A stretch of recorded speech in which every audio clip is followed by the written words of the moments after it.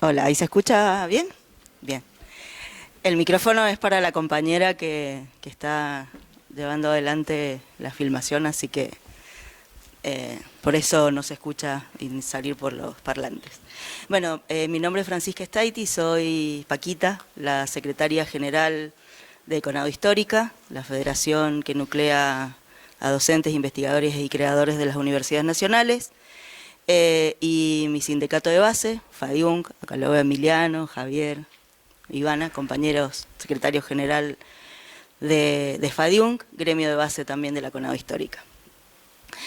Agradecerles por haberme invitado y por ahí decir, bueno, los sindicatos y el presupuesto, ¿no? Que tenemos que ver, porque peleamos salarios, peleamos condiciones de trabajo, entonces hablar de presupuesto los sindicatos, en esto que decía al principio el compañero, es como que del presupuesto no se habla, de eso no se habla, es algo que manejan los que conocen, los que saben, los que dan clase, los que estudian las estadísticas. Y el presupuesto nos atraviesa en toda nuestra vida, y sobre todo en la vida universitaria. Y a veces no nos damos cuenta cómo nos atraviesa el presupuesto. Entonces, ¿por qué desde las federaciones y los sindicatos insistimos tanto en la necesidad de que el presupuesto debe ser un presupuesto real, genuino, que realmente satisfaga las necesidades de funcionamiento y de que contenga una planta docente y no docente, mal llamada en blanco, pero bueno, lamentablemente son los términos que utilizamos, que nada más quiere decir que sus salarios sean remunerativos y bonificables, que no haya contratos de locación, que no existan formas precarias de contratación, que vienen a emparchar lo que el presupuesto no alcanza para estirar esta frazada corta. Entonces, sí que los sindicatos, sí que las federaciones tenemos que implicarnos y meternos en la discusión del presupuesto nacional como madre de todas las leyes, pero a la vez el presupuesto universitario. Desde Conado Histórica hace años que venimos planteando y presentándonos incluso en el Congreso de la Nación y haciendo análisis del presupuesto general y el que le toca a cada una de las universidades. Y en ese sentido, poco nos escuchan en realidad, porque cada tema de los que tratamos, y hablaban bueno, está el otro gráfico del 2015 de todos los años, y que se habló del convenio colectivo de trabajo, ese convenio colectivo de trabajo que nos costó tantos años poder lograr, y que el 1 de julio del 2015 fue homologado. Ese presupuesto lamentablemente no tiene un presupuesto atrás, ese convenio colectivo de trabajo no tiene un presupuesto atrás.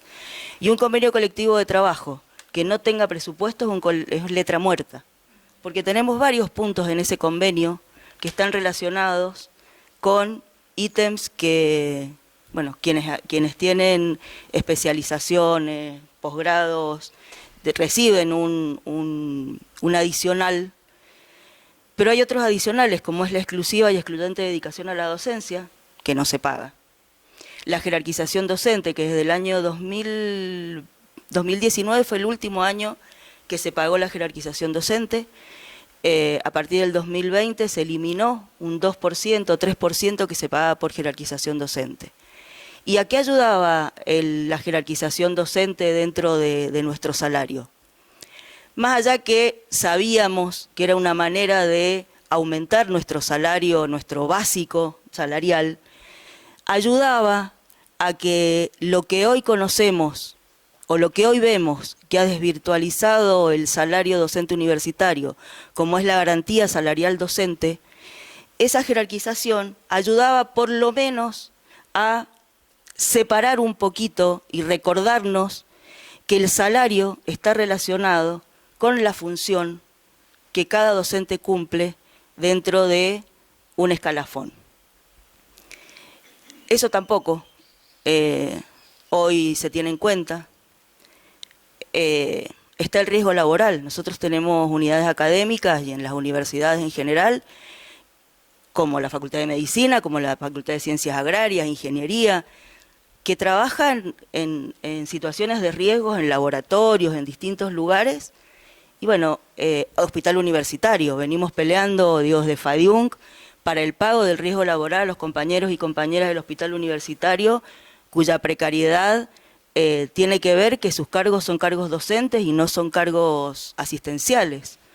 Entonces, salarios muy bajos, donde no se le reconoce por lo menos el riesgo laboral. Venimos en esa pelea, digo, de FADIUNC, pero como no está en el presupuesto, no está en el convenio colectivo de trabajo, no hay plata para riesgo laboral, hay que ir al Ministerio de Trabajo, al Ministerio de Educación, no sé, algún ministerio que te va a decir no hay plata, no se paga. Uniforme, los compañeros no docentes que tienen su reconocimiento en la ropa de trabajo. También está en el convenio colectivo de trabajo del sector docente la ropa de trabajo. ¿A alguien le pagan ropa de trabajo de los que estamos acá? Trabajo en una escuela, soy docente preuniversitaria, primera secretaria general de la Federación de Preuniversitarios. Inédito que un docente, una docente de escuela llegara a dirigir una federación universitaria.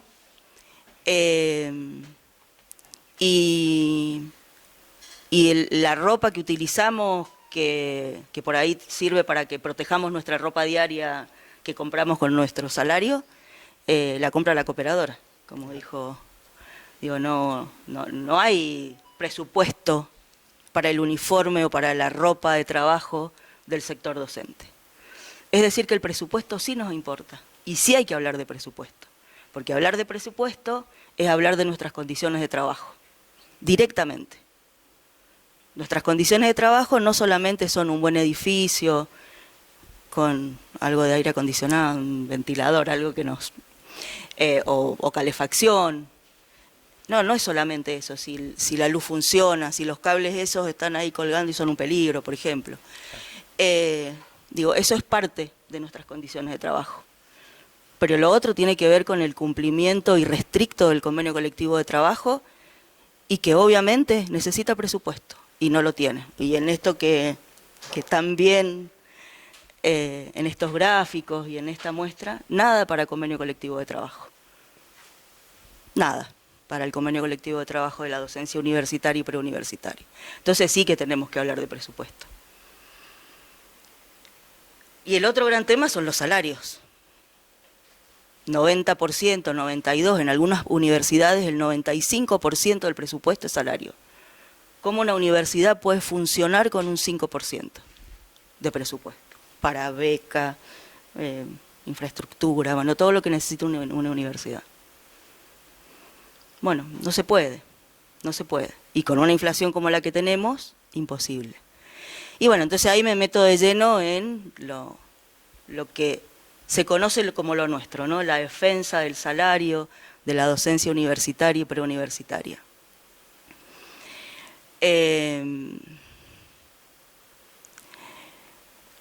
Tema complejo. Nosotras y nosotros desde la CONADO Histórica hoy nos encontramos en plan de lucha que no se entiende porque el 6 de marzo hubo una oferta salarial que en una reunión paritaria express se presentó, esto es lo que hay, el viernes 10 de marzo pasen por la Secretaría, cual escribanía, a dejar la firma para la aceptación o el rechazo del acuerdo. No discusión, no poner sobre la mesa, bueno, esta es la masa salarial, cómo la podemos distribuir, propuestas de cómo hacemos, no. Una oferta salarial absolutamente insuficiente, una oferta salarial que contiene un 16% ahora en marzo para cubrir estos 3 primeros meses del año, enero, febrero y marzo, que como bien sabemos va a estar en el orden del 20%, 2 cuotas más de 7% en mayo y junio, cuando lleguemos a junio el 30%, por supuesto con el techo del 60% que se hablaba para presupuesto y que también está para salarios. En esa lógica es la propuesta del 30% a junio, que desde el Ministerio de Economía se impuso para las paritarias salariales.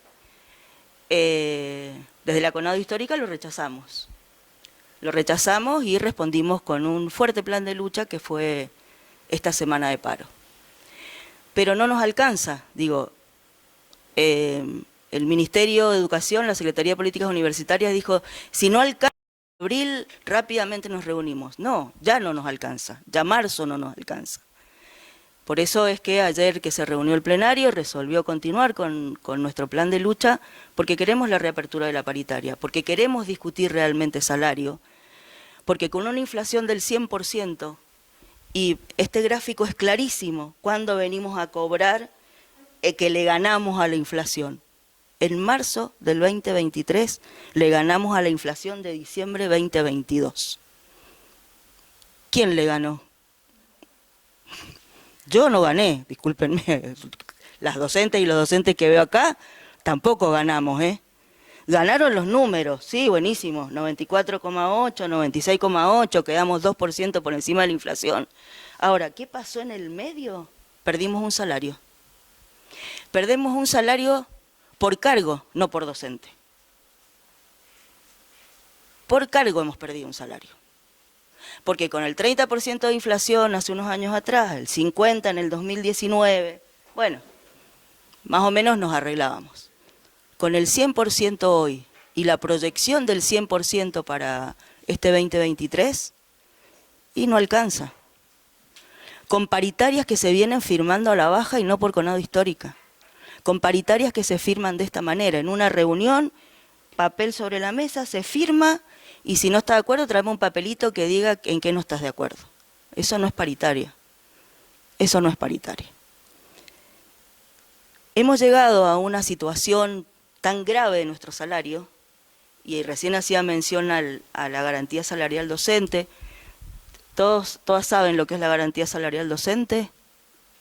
Bien, les explico.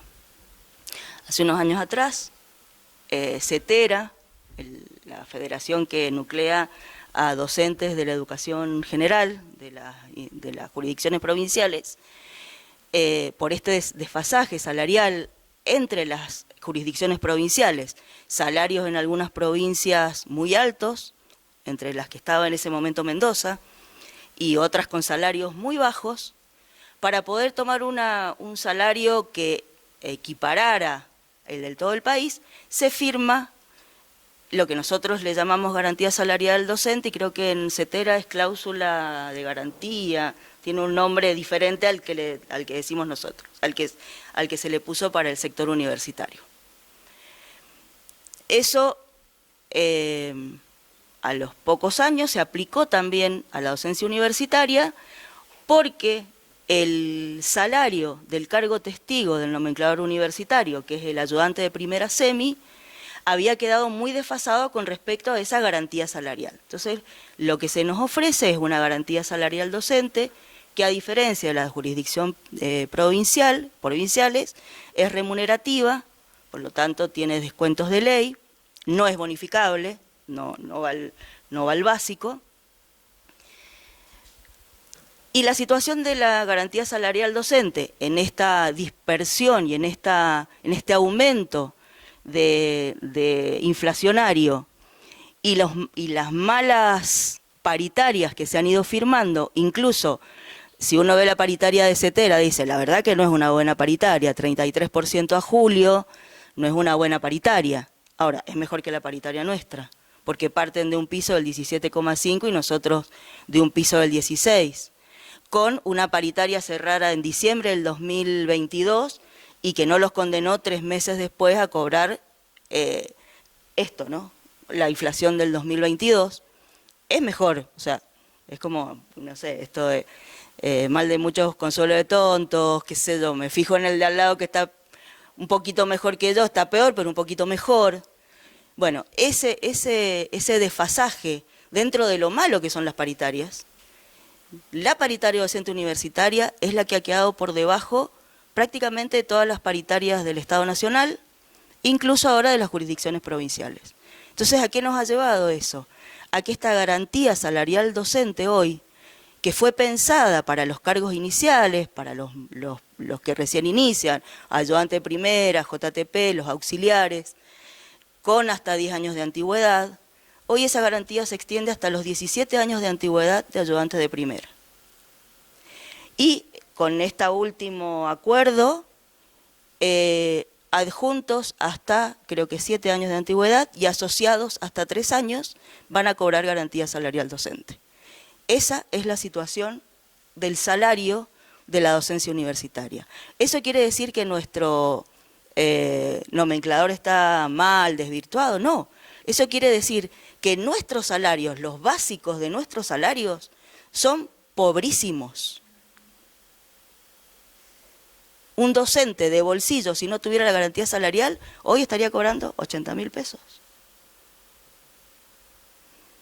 Un auxiliar de primera. Por la garantía salarial, 130.000 de bolsillo. Entonces, ¿cómo no decir no queremos esta paritaria? ¿Cómo no rechazar una paritaria que nos va condenando cada vez más a perder salario? Porque un año más y el titular que recién comienza, que no tenga mucha antigüedad, también lo va a tocar la garantía salarial. Y vuelvo a lo que dije hace un ratito. El salario está relacionado con la categoría y la función. Y hoy, no importa la función, el ayudante de primera y el jefe de trabajos prácticos, que son auxiliares, y el profesor, adjunto, asociado, van a tener el mismo sueldo. Y no es por desmerecer el trabajo, sino que son las funciones que cumple cada uno. A tal punto que desde la docencia preuniversitaria, que decíamos, tenemos los mejores salarios dentro de la universidad, somos los que más peleamos.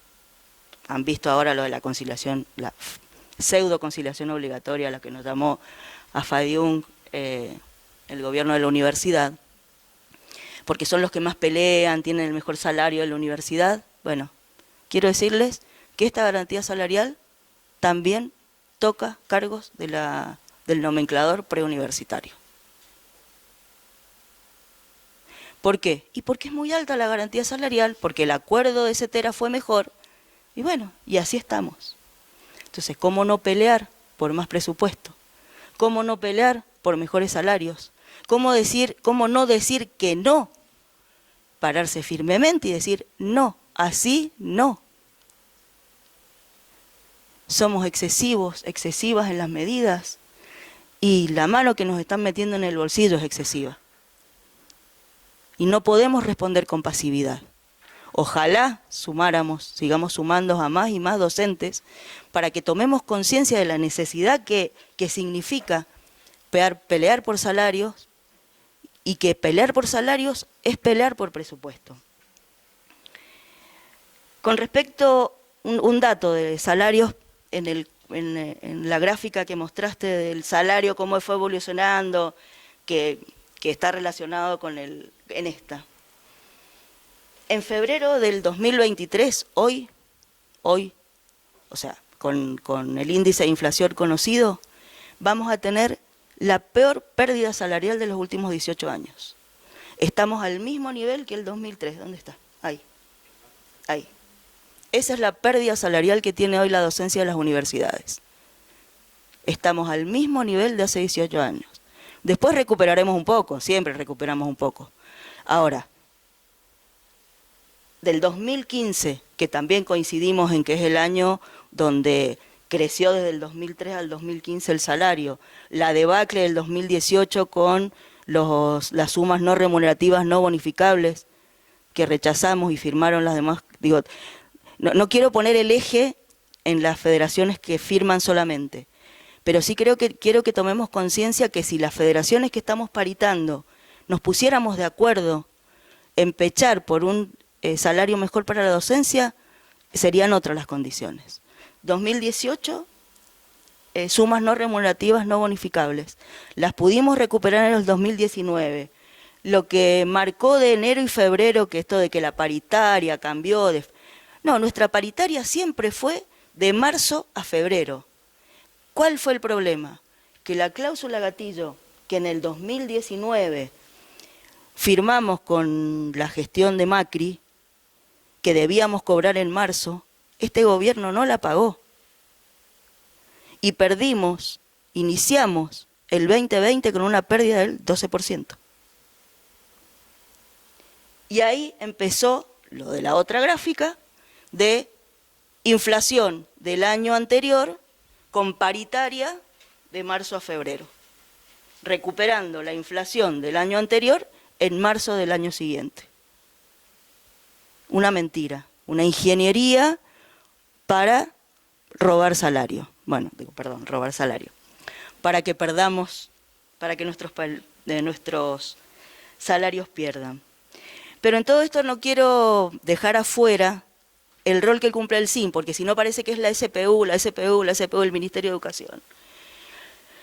Según el convenio colectivo de trabajo, el decreto 1007, firmado por allá en la época de Menem, nuestra patronal es el SIN, es el Consejo de Rectores, que se sienta en la paritaria, ahora de manera virtual, porque ni siquiera ahora van al ministerio, se sientan de manera virtual, y en lugar de ponerse del lado de sus docentes, sin decir nada, firman esta paritaria. Por lo tanto, el SIN también tiene una responsabilidad en el presupuesto y en la situación salarial de la docencia universitaria y preuniversitaria. En la carta que escribió Fadiung y que salió como declaración de la asamblea del día jueves, ayer fue, parece que hubiera sido hace una semana, está la responsabilidad del SIN. El SIN tiene que sentarse y decir, esto así no puede seguir, porque no puede seguir siendo un presupuesto que al final del año se lo comió salario. Y no habló de las economías de acá de la Universidad Nacional de Cuyo, que el año pasado nos llevó a 24 horas de paro porque a los docentes y las docentes de los colegios no les pagan el FONIT. 6 meses de atraso del FONIT con las economías que mostraste. 10% de esa economía era el pago del FONIT de 6 meses para 1.000 docentes de los colegios, 1.500 docentes. 14 millones de pesos era 6 meses de FONIT. Con 100, 150, 280, o sea, nada, un vuelto. Bueno, esa es la realidad que vivimos en la Universidad Nacional de Cuyo. Y me duele profundamente, por ser docente de las escuelas, el bajo porcentaje que significamos dentro de la universidad. Porque después sí, los colegios de la universidad son, no sé, como los ponemos siempre como ganaron la Olimpiada de no sé qué, entre los mejores del país. Eso es esfuerzo de las y los docentes, Las economías y que la universidad y que las facultades se mantengan es esfuerzo de los docentes y las docentes. No es porque hay dotación docente para mantener las cátedras, no. Es porque hay una docente que se sobrecarga, hay un docente que se sobrecarga, porque si hay que llamar un reemplazo, sobre todo a nivel universitario, no hay reemplazo, porque no hay presupuesto, entonces sobrecargo a la compañera o al compañero, y si no, no me pido licencia, porque sé que mi compañero se va a hacer cargo de lo que yo tengo que hacer. Esa es la realidad de la falta de presupuesto. Así traducimos la falta de presupuesto en la cotidiana, en la diaria. Yo acá me anoté algunas cosas por los de las economías, que tiene que ver con la sobrecarga laboral, pero también tiene que ver con algo muy sentido para el sector estudiantil, que es los turnos de cursado. ¿Cómo hacemos? ¿Cómo hacemos para poner un turno noche? ¿Cómo hacemos? O sea, seguro van a encontrar una ingeniería que va a hacer que alguien trabaje a destajo. Si hacemos economías con el salario de las docentes, los docentes y de los compañeros y compañeras no docentes, con eso hacemos economía. para repartirnos unas migajas, porque en definitiva terminan siendo unas migajas en comparación con lo que significa el trabajo y la sobrecarga laboral para cada uno y para cada una de las y los docentes, de los colegios y de las facultades, porque esto también hoy está pasando en los colegios. No se llaman los reemplazos, estiran el tiempo para ver de qué manera podemos ahorrar algo. Ivana me dice que sí porque es docente de una de las escuelas. Y es así. Antes los reemplazos, se enfermaba un profesor, una preceptora, inmediatamente se llamaba el reemplazo. Hoy, aula que por ahí pasa un mes y por distintos motivos no se llama el reemplazo. ¿Y eso qué hace? Y bueno, esta tan mentada calidad educativa que alguna vez tendremos que definir de qué hablamos cuando hablamos de calidad educativa, es lo que se resiente. Así que bueno, no mucho más, porque si me dan, sigo hablando hasta... Sí hay que hablar de presupuesto, no es de eso no se habla. Sí nos tenemos que comprometer e involucrar en la discusión presupuestaria, porque meternos e involucrarnos en la discusión presupuestaria significa defender nuestros salarios, defender nuestras condiciones de trabajo y fundamentalmente defender la universidad pública, gratuita, laica, con perspectiva de género, inclusiva, libre de violencias. Digo, la universidad que todas, todos y todes queremos. Así que muchas gracias.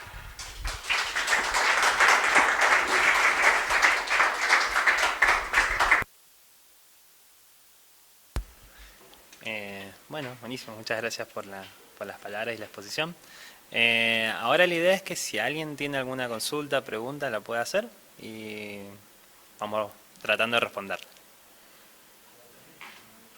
Bien. Nico. Bien.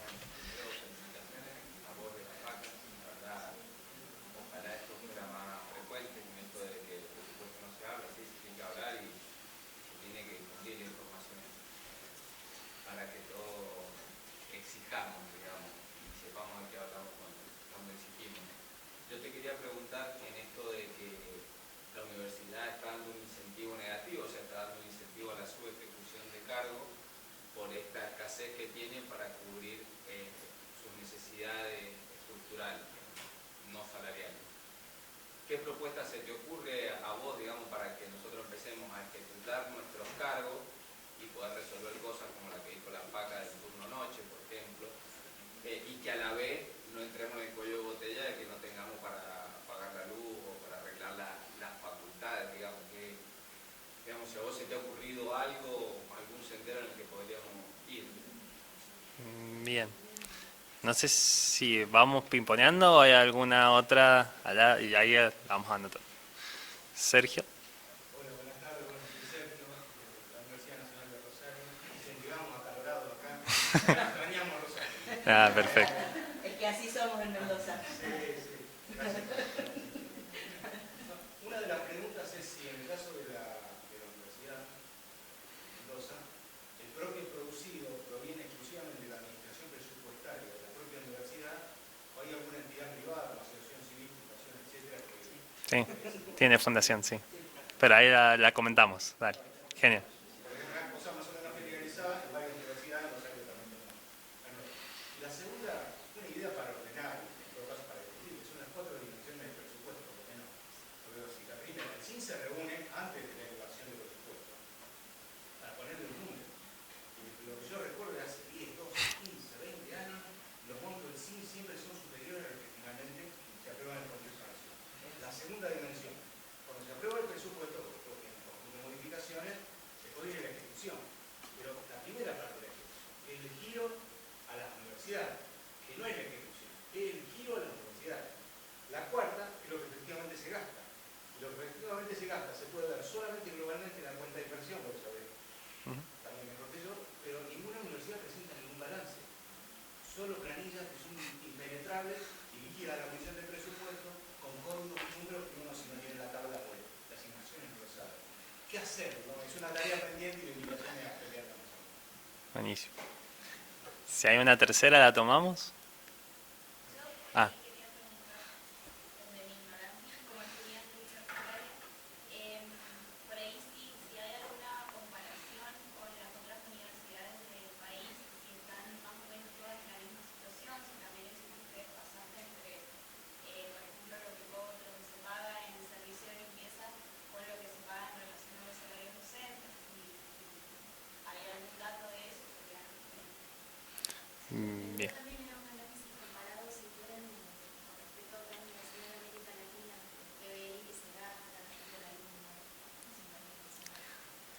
Buenísima esa pregunta, me encantaría tener una respuesta. Bien, tomamos esta y después yo voy retomando. En algún momento vi algo de eso. La verdad que en realidad, pero igual puede ser que los datos se hayan desactualizado, que ha pasado mucho del tiempo. Para la cantidad de estudiantes que hay, pues además que la educación acá es gratuita y es bastante más democrática que en la mayoría de América Latina. El presupuesto universitario es relativamente bajo porque los salarios son más bajos. Acá, en línea general, los docentes universitarios y los personal de apoyo cobran menos que en otras universidades. Pero es algo que la verdad que no lo tengo muy fresco y sería tarea pendiente para una próxima exposición.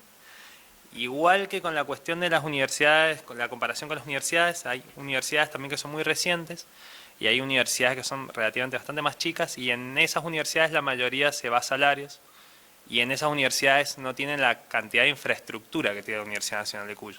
Entonces no necesitan o no contratan, pues hay que ver si la universidad necesita, tanta empresa de seguridad, tanta empresa de limpieza. Tampoco tengo el detalle tan claro y hay algo que tengo que decir de la Universidad Nacional de Cuyo, que tiene tal vez el presupuesto más transparente de las universidades nacionales. Lo que decía Sergio es una gran realidad.